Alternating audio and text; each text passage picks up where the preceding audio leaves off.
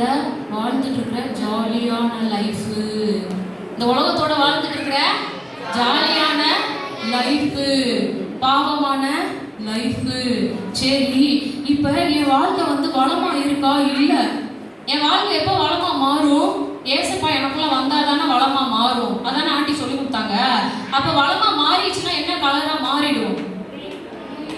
கிரீனா மாறிடும். சரியா? இப்போ நான் எப்படி இருக்கேன்? ப்ளூ கலர்ல தப்புலாம் பண்ணிட்டு உலகத்தோடு ஜாலியாக வாழ்ந்துக்கிட்டு இருக்கேன்.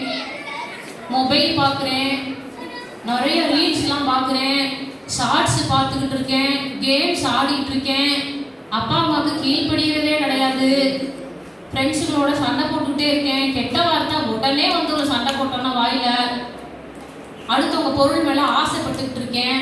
இந்த மாதிரி வாழ்க்கை இருக்குல்ல, இதுதான் உலகத்தோட இணைஞ்ச வாழ்க்கை. ப்ளூ கலர்ல நான் இது எல்லாமே செஞ்சுட்டு இருக்கேன். இப்போ ஏசப்பா எனக்குள்ள வந்தாதானே நான் கிரீன் கலர்லாம் மாற முடியும். ஏசப்பா எனக்குள்ள வந்தோடனே நம்ம எப்படி மாறிடுவோம்?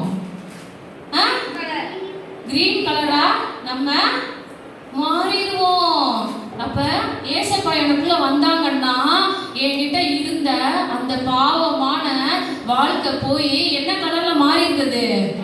கிரீன் கலர்ல மாறிடுது. அப்ப ஏசப்பா என் கூட இருந்தாதான் நான் வளமான வாழ்க்கை வாழ முடியும். சரியா? அப்ப இன்னைக்கு தீம் என்ன நீங்க கத்துக்கிட்டீங்க?